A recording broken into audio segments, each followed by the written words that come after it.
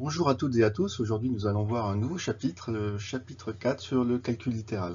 Alors c'est un chapitre que vous avez déjà fait en quatrième, donc c'est un chapitre de rappel qu'on va creuser un peu plus durant cette année. Alors, premier paragraphe, on va parler des expressions littérales.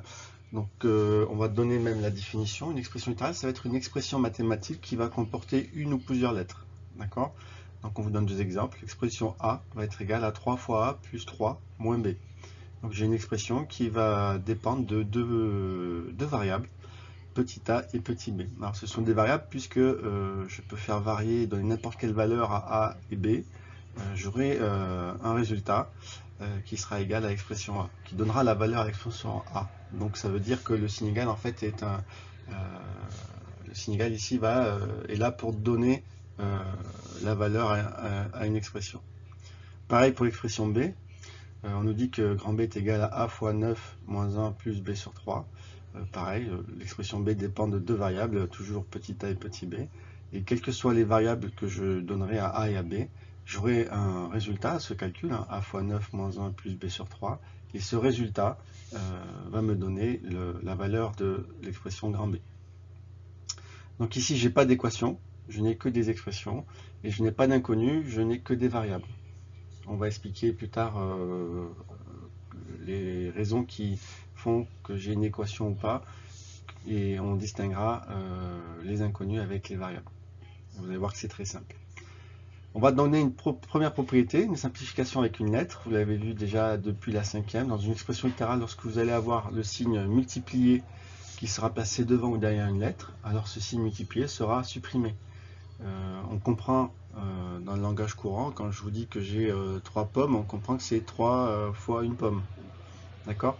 Donc c'est 3 fois pomme, on ne le dit pas, on va dire 3 pommes directement. Mais là, ça va être pareil avec mes lettres. Lorsque j'aurai 3 fois A, ben, je pourrais écrire simplement 3A. Par contre, lorsque je vais remplacer A par une valeur, on fera une substitution. Si on vous dit que A est égal à 1, par exemple, je ne vais pas remplacer A directement par 1. Le 3A, je ne vais pas remplacer par 3,1, ça ferait 31 et ce serait faux. Il faudra penser à remettre le signe multiplié. Donc je vais vous le marquer. Ici, si je remplace, si on vous dit que A est égal à 1, alors 3A sera égal à 3 fois. Il faut remettre le signe multiplié. 1 et 3 fois 1, ça fait 3. D'accord? Pareil pour expression deuxième exemple, A fois 9, on va l'écrire 9A. On mettra toujours le nombre devant la lettre. C'est une convention. Et surtout, vous verrez plus tard, lorsque vous ferez des problèmes un peu plus conséquents, vous mettrez des indices à vos lettres. Et si vous mettez le nombre derrière la lettre, vous pourrez confondre avec un indice. D'accord? Donc on mettra toujours le nombre devant la lettre.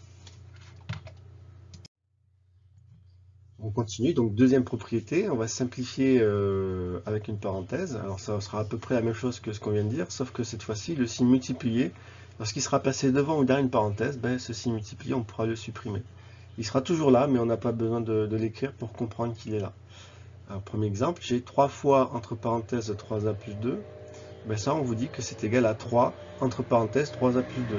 On comprend qu'il y a un signe multiplié entre la parenthèse et le facteur 3, puisque 3 là est un facteur.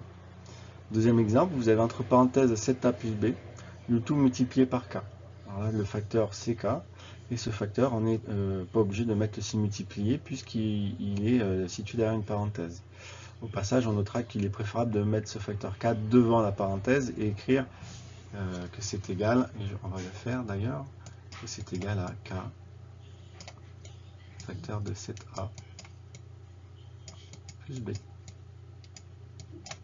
D'accord? Alors là, pareil, hein, j'ai pas d'équation, je n'ai que des égalités entre des expressions qui sont équivalentes. Hein. Ces égalités, elles sont vraies quelles que soient les valeurs de A et de B et de K. D'accord? Donc vous pouvez prendre n'importe quel nombre et remplacer A, B et K. Vous aurez égalité entre ces deux expressions. Si vous les calculez, vous aurez deux fois le même résultat. Autre propriété, autre simplification, vous allez voir, elles sont assez évidentes. On considère donc un nombre A qui est quelconque, donc ça veut dire que ces égalités vont marcher quel que soit le nombre A. Si vous avez 1 fois A, ben on écrira tout simplement A, considère A comme un objet. Donc on n'écrira pas 1A, ce serait redondant. Et par contre, lorsqu'on aura 0 fois A, on sait qu'un nombre multiplié par 0 donnera toujours 0. Donc on n'a pas besoin d'écrire la lettre A derrière le 0, vu que le résultat c'est 0. Donc 0 fois A, on va écrire que c'est égal à 0, plutôt que d'écrire que c'est égal à 0A. On va continuer au niveau des écritures qui simplifient la vie. On va rappeler les règles pour le carré et le cube. Alors vous avez déjà fait l'année dernière le chapitre sur les puissances. Donc là je rappelle juste pour le carré et le cube. Vous êtes censé savoir écrire tout ça avec des puissances au-delà de 3. Donc par commodité, on va écrire que le carré de A c'est le produit de A fois A. Donc on va le noter A carré. Donc A à la puissance 2. Donc le 2 là il est légèrement écrit au-dessus de la lettre A. C'est ce qu'on appelle une puissance. Le cube de A, ça va être le produit de A fois A fois A, et on va le noter A au cube, ou on pourra dire A à la puissance 3, donc toujours le 3 légèrement au-dessus de la lettre. Donc tout ça, vous l'avez vu, puis on y reviendra très vite dessus de toute manière. Attention, A et A carré, ce n'est pas la même chose. Si A, par exemple, représente une longueur, A carré va représenter une surface, donc l'aire d'une surface. Et donc vous ne pourrez pas additionner A et A carré. Et de la même manière, si A représente une longueur, A au cube va représenter un volume. Donc vous ne pourrez pas additionner A et A au cube, ni A carré avec A au cube. Par contre, vous pouvez très bien les multiplier. Si vous multipliez A avec A carré, vous obtiendrez A au cube. Donc, si vous multipliez une longueur par l'aire d'une surface, vous obtenez le volume d'un solide. D'accord ? On reviendra à tout ça, on fera un chapitre sur les grandeurs composées. Et vous verrez que ça peut vous faciliter la vie, surtout en physique, pour vérifier que vous faites le bon calcul. Deuxième paragraphe, la distributivité. Alors ça c'est le gros point qu'on reprend dans ce chapitre, qu'il faut absolument savoir faire, parce qu'on va aller beaucoup plus loin cette année sur cette distributivité. On va parler de double distributivité, et on va parler d'identité remarquable. Ce qui va vous amener directement pour après vous préparer au lycée pour parler de ce qu'on appelle les binômes de Newton. Je n'en dis pas plus, mais il faut bien maîtriser cette partie-là pour ne pas être perdu au lycée. Donc la distributivité, c'est quoi? On vous dit en fait que pour tout nombre k, a et b, on va avoir une égalité entre deux expressions qui va marcher donc quelles que soient les valeurs de k, de a et de b. On vous dit que k fois entre parenthèses a plus b, ça va être égal à k fois a plus k fois b. Alors quand on a fait le cours en classe, on a fait un petit schéma. On a dit voilà, j'ai fait un souris levé, comme on dit. J'ai un rectangle. Alors ça c'est un rectangle. Vous avez ici une largeur qui vaut k. Et vous avez ici une séparation. Et vous avez a. Et là vous avez b. D'accord ? Donc si je calcule l'aire de ce rectangle, vous avez en fait, je rappelle que l'aire c'est la longueur fois la largeur. La longueur ici, c'est la longueur A plus la longueur B, vu que c'est deux longueurs qu'on a mis bout à bout. Donc ça va être A plus B. Je vais fermer le A là. Et ça, on va multiplier donc par la largeur qui est K. Donc l'aire de ce rectangle-là, c'est A plus B fois K. Je peux l'écrire K fois A plus B. On l'a dit tout à l'heure qu'on pouvait mettre les facteurs devant, ça ne changeait rien. C'est la commutativité en fait de la multiplication, quel que soit l'ordre des facteurs, ça ne change pas le résultat. Alors je vais changer de couleur, et maintenant je vais essayer de calculer l'aire de ce rectangle-là, et en bleu, l'aire de ce rectangle-là.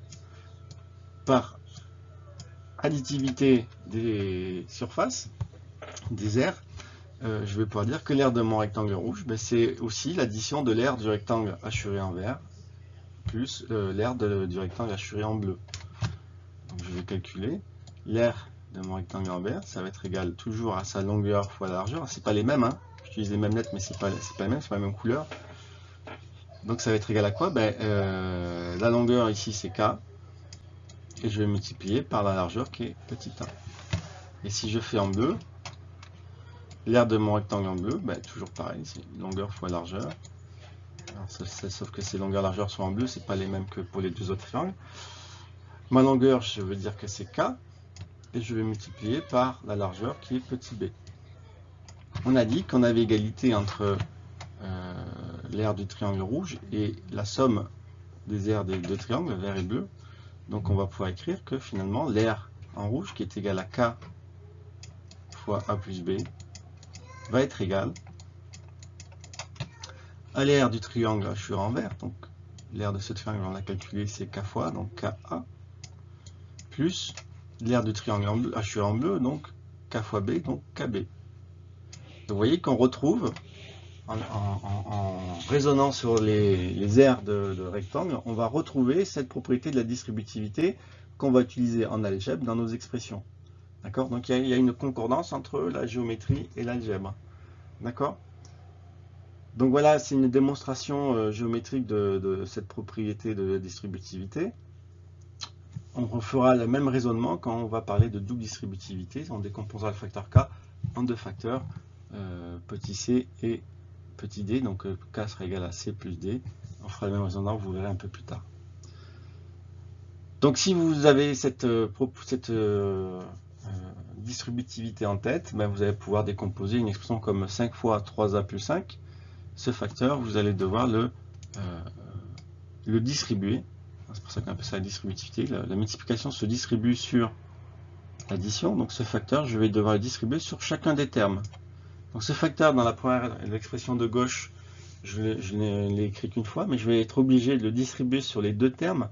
Donc ce facteur, je vais le retrouver deux fois.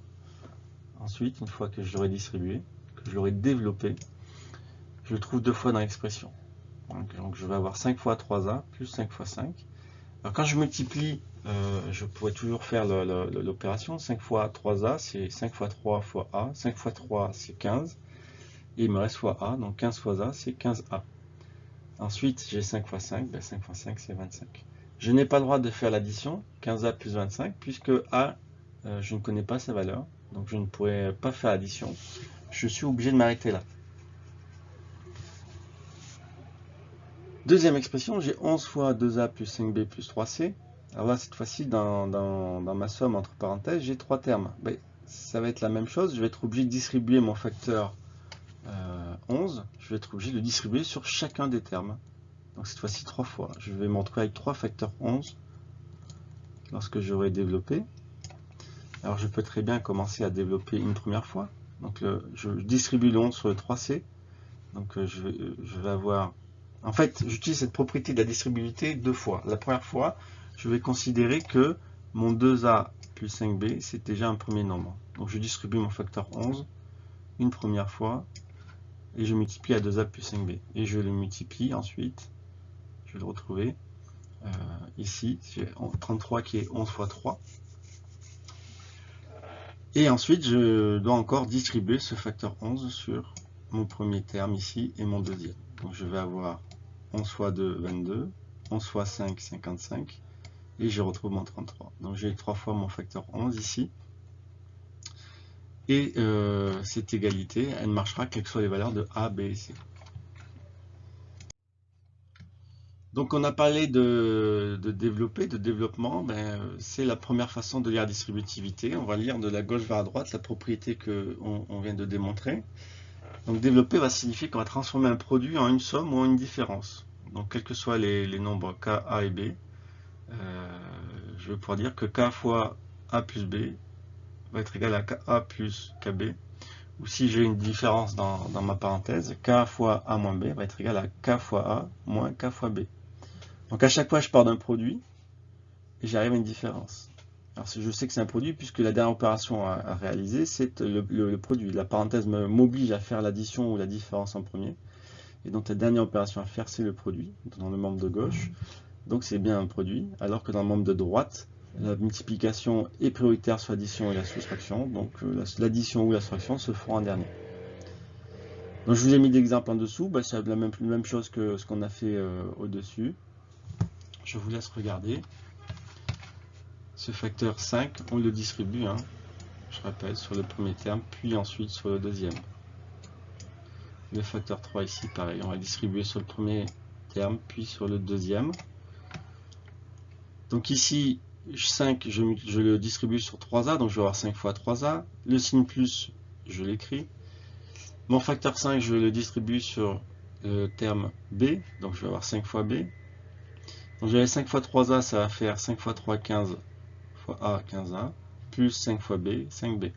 Les nombres A et B, je ne connais pas leur valeur, je ne peux donc pas les additionner.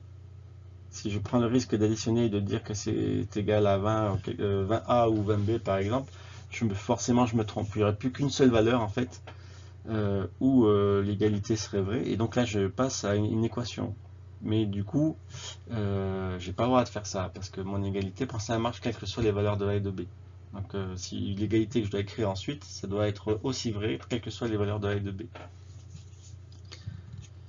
Pour le deuxième exemple, 3 fois x moins 2, donc je distribue 3 à x, ça fait 3 fois x. J'ai le signe moins, je le reporte, et je distribue 3 sur le terme 2, donc 3 fois 2. 3 fois x, ça fait 3x, je simplifie, j'ai pas le droit d'aller plus loin de toute manière. J'ai un moins, et 3 fois 2, ça fait 6, donc au final, 3x moins 6. Alors maintenant, on va parler de factoriser. Et bien, factoriser, si vous avez compris ce qu'était l'action de développer, ben, c'est exactement l'opération inverse. C'est-à-dire qu'au lieu de passer d'un produit vers une somme ou une différence, on va partir d'une somme et d'une différence pour aller vers le produit. En clair, la propriété de la distributivité, au lieu de partir du membre de gauche pour aller vers le membre de droite, on va partir du membre de droite pour revenir au membre de gauche. Alors là, ça peut être pratique pour simplifier des expressions. Le fait de développer, c'était pratique lorsque vous avez une expression avec des lettres.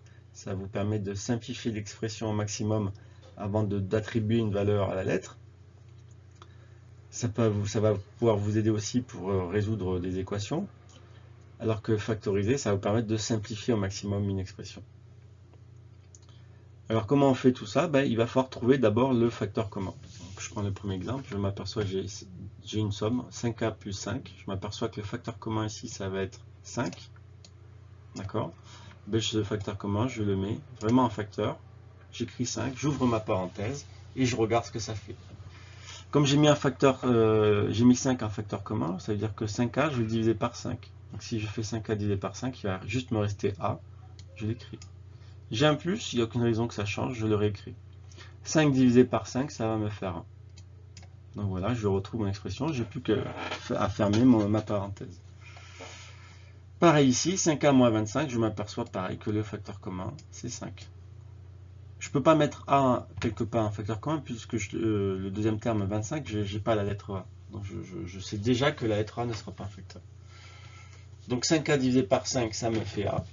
25 divisé par 5, ça me fait 5. Et comme j'avais un moins, ben je réécris le moins. 15a plus 9, alors on regarde quels sont les facteurs communs possibles. Est-ce que ça peut être 2? Non, ni 15 ni 9 sont pairs. Est-ce que ça peut être 3? Oui, critère divisible par 3. 15 est divisé par 3, puisque 1 plus 5, ça fait 6, et 6, c'est 2 fois 3.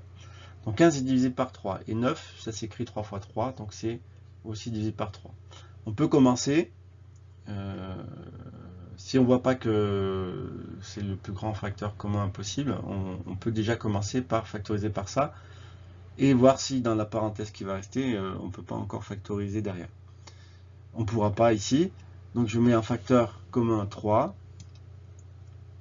et je vais diviser ensuite mes termes dans le membre de gauche pour voir ce que ça me donne. Donc j'écris 3, j'ouvre ma parenthèse. 15a divisé par 3, ben c'est 15 divisé par 3, ça va faire 5, et multiplié par a, donc 5a.